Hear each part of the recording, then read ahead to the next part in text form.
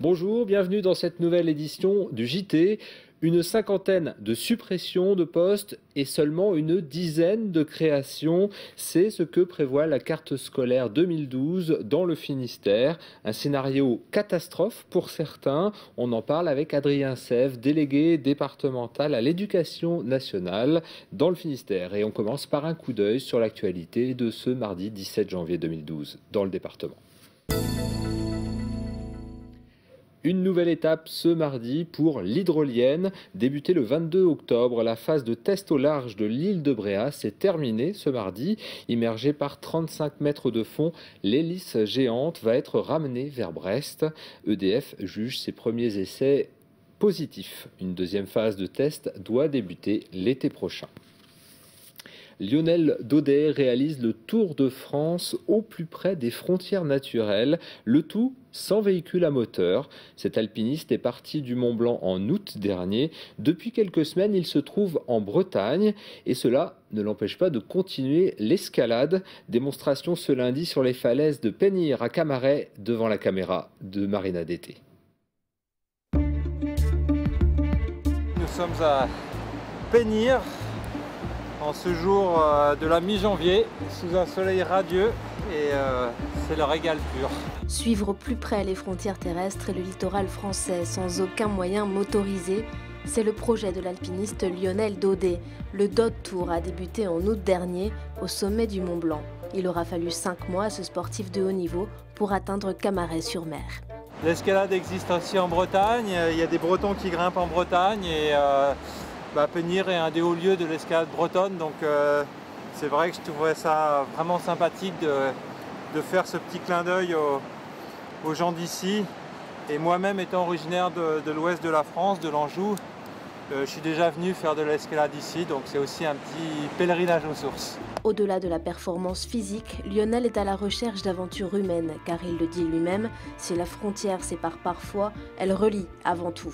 Quelques mots qui prennent tout leur sens sur les falaises de Penir. Il y a une sensation de grand bonheur, de paix, de sérénité, d'amitié aussi, parce que je trouve ça super. Là, je suis encordé avec Sidonie et Eric, qui faisaient partie du team des 3 marins donc, qui m'ont amené avec un autre copain sur l'île de Ouessant, là, il y a à peine 2 jours.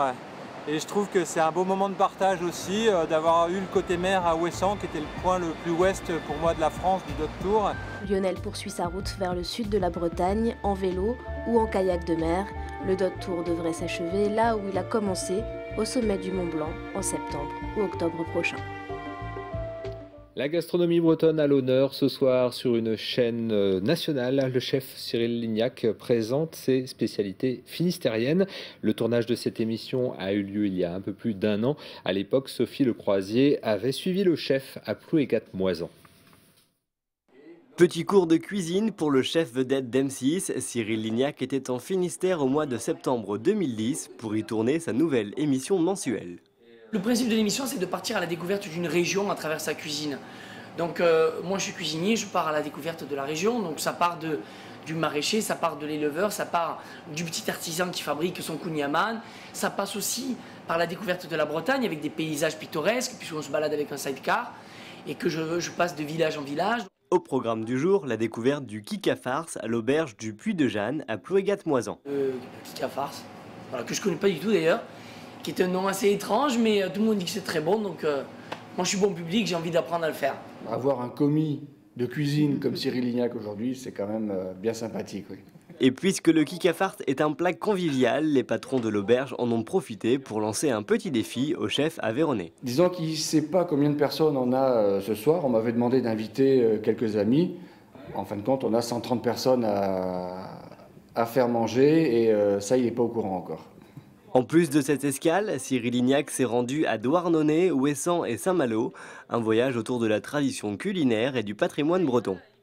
Les gens qui travaillent à la mer sont des gens attachants, courageux, volontaires.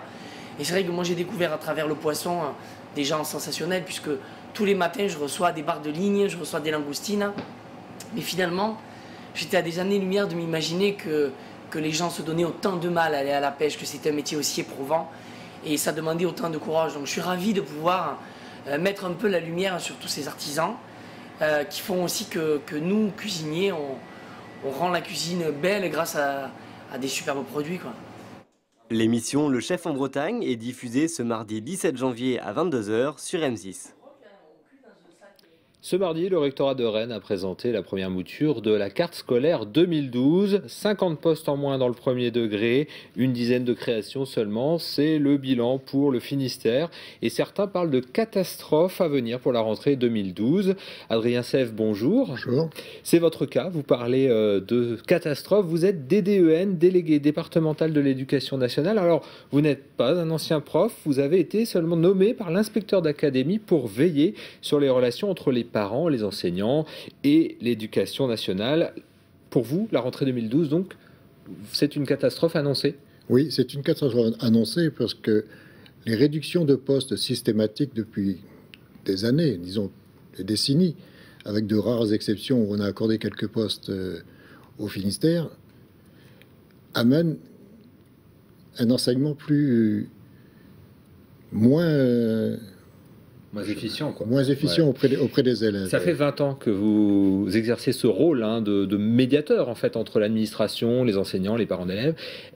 Vous avez vu une diminution répétée d'année en année? En 22 ans de fonction, j'ai pu constater que tous les ans, il y avait des fermetures de postes dans toutes les écoles, des fermetures d'écoles et des manifestations de parents d'élèves pour réouvrir les postes, les écoles, faire revenir des nouveaux postes.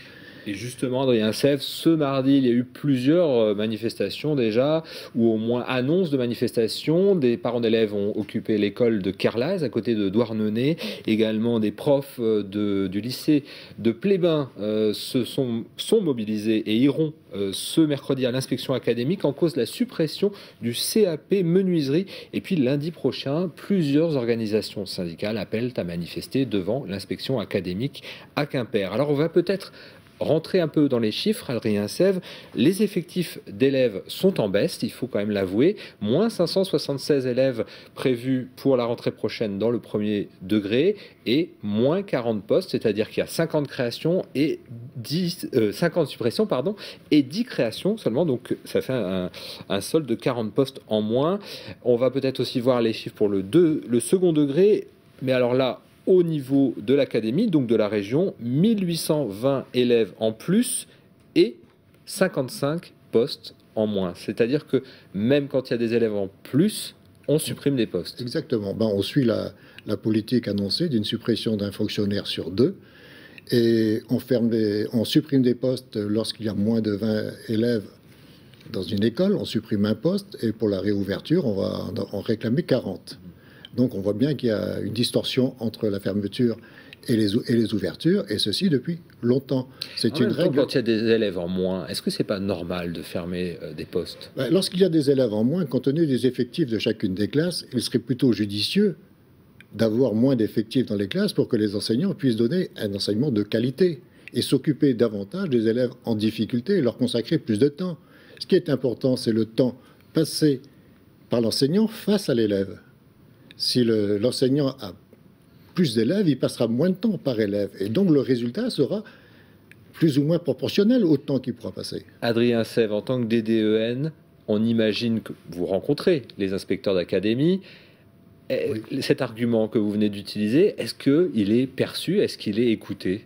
Donc, comme dans beaucoup de régions, lorsque on répond pertinemment, on nous renvoie des arguments qui sont totalement à côté, comme la scolarisation des enfants de 2 ans. On ne veut pas reconnaître qu'elle a une efficacité sur les résultats scolaires en fin de cursus, et on nous dit non, ça n'a rien à voir. Or, pourtant, l'académie de Rennes, qui est l'académie qui scolarise le plus d'enfants de 2 ans, est l'une des académies qui a les meilleurs résultats au niveau baccalauréat. Qu'on m'explique pourquoi. Et justement, vous parlez de la qualité et des résultats des élèves, puisque c'est ça qui est en jeu avant tout. En 22 ans d'engagement, est-ce que vous avez le sentiment que le système éducatif, a fortiori dans le Finistère, se dégrade?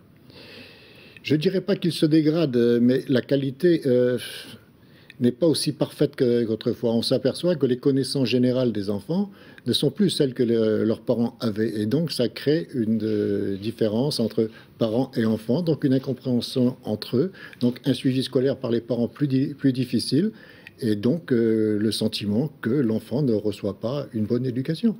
Adrien Sève, merci d'être venu porter la parole des DDEN, des délégués départementaux à l'éducation nationale. Donc, en gros, ces consultants qui sont donc chargés aussi de donner leur avis. Merci de nous avoir suivis. On se retrouve demain à 18h15 pour un nouveau point sur l'actualité du Finistère. Bonne soirée à vous.